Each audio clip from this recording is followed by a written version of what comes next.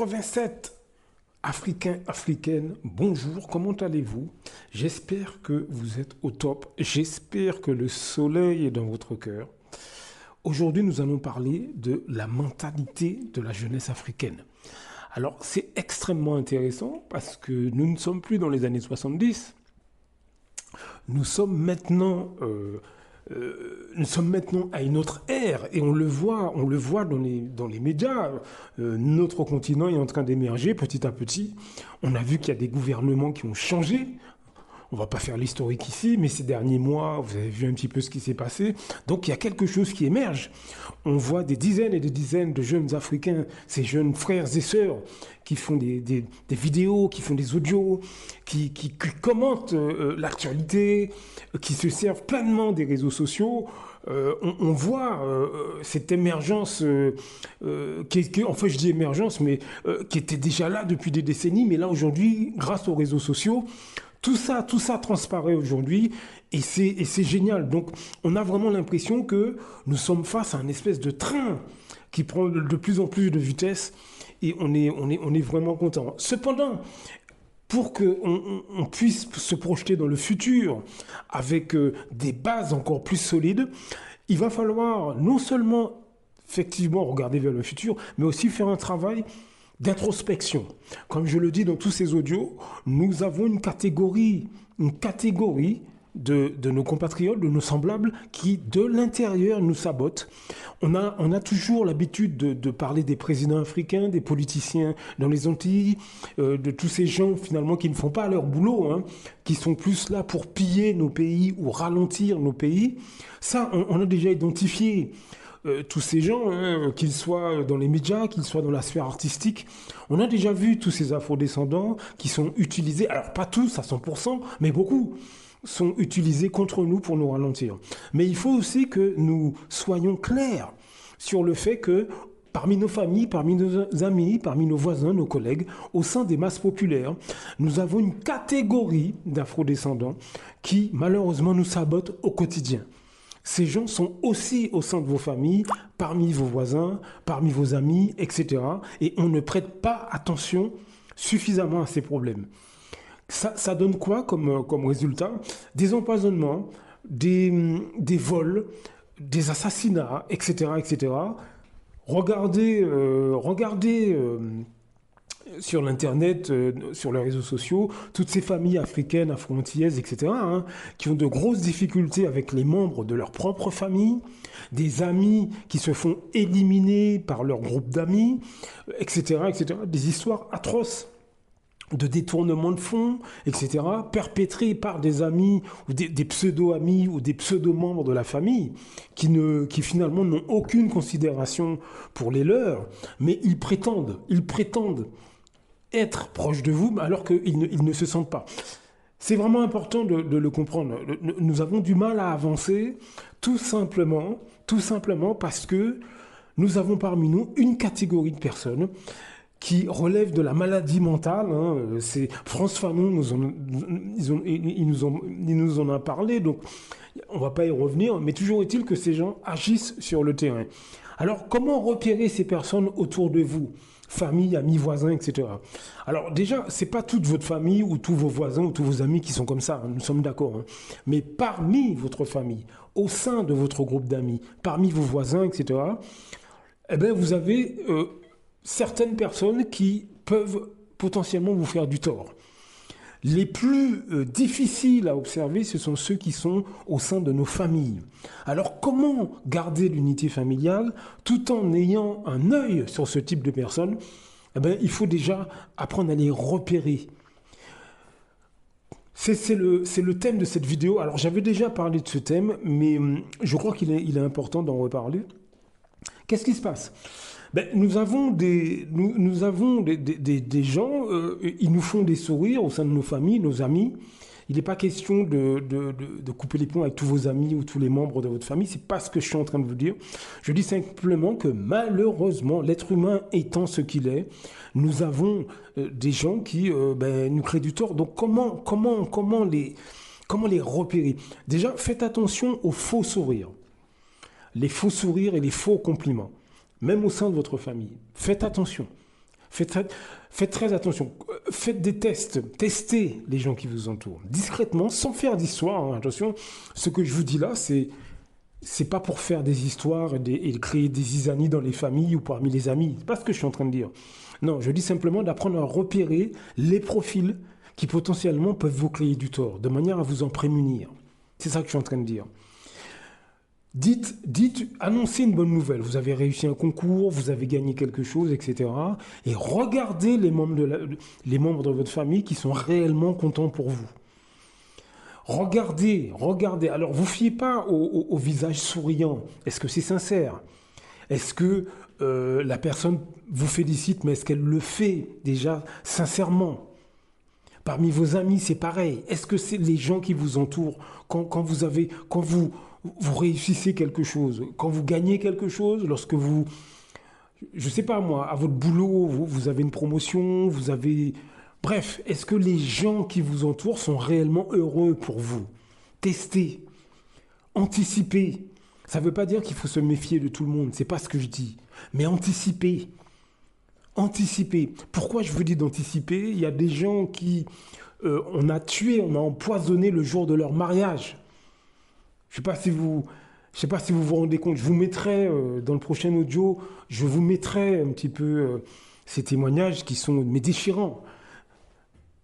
Un jeune couple qui se marie, donc mariage, soirée, famille, etc.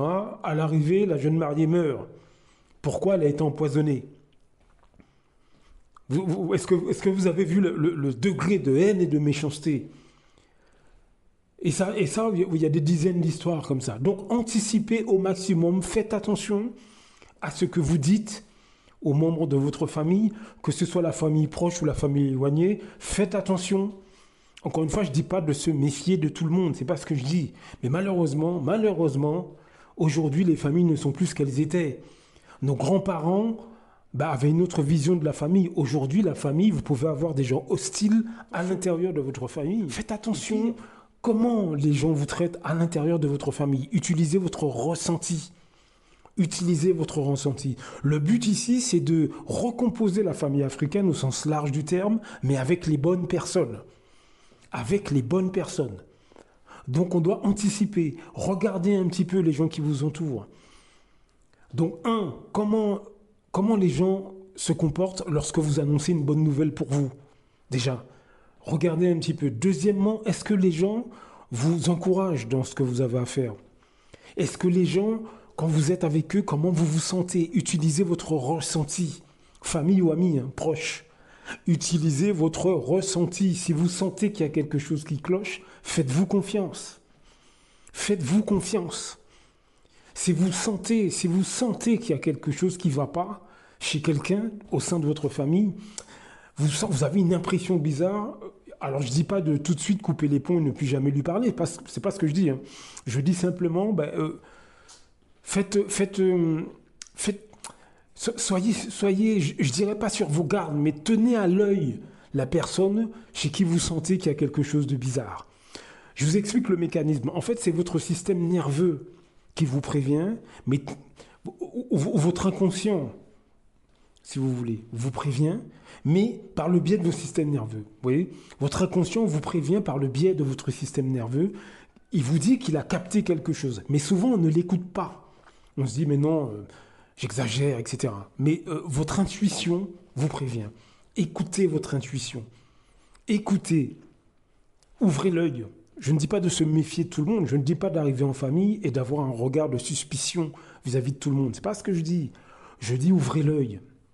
Ouvrez l'œil. Ouvrez l'œil. Donc ça, c'est la toute première chose. La deuxième chose, est-ce que les gens vous encouragent dans votre démarche? Ouvrez l'œil. Deuxièmement, est-ce que les gens vous encouragent? Est-ce que les gens vous donnent des idées? Vous vous sentez plein d'énergie? Plein ou pleine d'énergie quand vous êtes avec les membres de votre famille, parmi vos amis? Comment vous vous sentez? Comment, d'une manière générale, dans vos groupes amis ou famille, comment vous vous sentez? Est-ce que vous êtes sur vos gardes, méfiants? Est-ce que vous vous sentez mal quand vous êtes... moi, par exemple, avec certains membres de ma famille, je me sens pas bien. Je me sens sur mes gardes. Avec certains amis que j'ai eus, j'ai coupé les ponts avec ces personnes parce que je me sentais pas bien avec eux. Je sentais qu'il y avait quelque chose de bizarre. Et par la suite, ça s'est avéré vrai. Donc, utilisez votre ressenti et observez les détails. Troisième point, observez les détails. Observez les détails, observez les comportements, les manières, les façons de parler, les tons de voix. Pourquoi je vous dis ça? Les personnes que je vous décris utilisent des micro-agressions, des petites phrases méchantes, des réflexions qui ne sont pas appropriées, des situations bizarres. Elles vous mettent dans des situations bizarres. Elles disent des choses sur les autres qui sont bizarres. Observez toute cette petite manière au sein de vos familles, parmi vos amis les plus proches. Observez les gens. Ça ne veut pas dire que ça ne vous empêche pas de les aimer, hein. Mais observez les gens, observez. Est-ce que la personne à qui vous faites confiance, quand vous lui dites quelque chose, est-ce qu'elle va le répéter ou pas? Les conseils qu'elle vous donne, est-ce que c'est très sain? Est-ce qu'elle vous pousse dans vos projets vraiment? Est-ce qu'elle vous valorise? Parce qu'une des techniques que ce type de personnes utilise, ce sont vos faiblesses. C'est-à-dire que vous leur dites, vous vous exposez face à eux, famille ou amis, hein, vous vous exposez face à eux, et en fait, ils s'en servent par la suite pour vous rabaisser, mais discrètement. C'est-à-dire que toujours en train de vous rappeler, ah oui, mais c'est vrai, il y a 5 ans, c'est vrai, tu avais eu telle maladie, oh là là, oh, mais t'es courageuse quand même, hein, t'es courageuse, hein, ah ouais, t'es courageuse. Ah, je t'ai toujours vu dans les problèmes, mais tu t'en es toujours sorti, hein. T'es vraiment quelqu'un de courageux. T'es courageux, vraiment, hein. Ta femme a divorcé il y a 5 6 ans. Ah ouais, mais t'es courageux, vraiment. Mais en fait, il vous le répète régulièrement. Ça, c'est une manière de vous tenir en bas. Faites attention à ce type de personnes. Soyez sur vos gardes. Soyez sur vos gardes. Vraiment, dès que vous êtes devant quelqu'un qui constamment vous rappelle vos échecs, ou régulièrement vous rappelle vos échecs, c'est une arme qu'il utilise contre vous. Soyez vraiment, vraiment vigilants vis-à-vis de ce type de personnes. Encore une fois, ce sont des micro-agressions.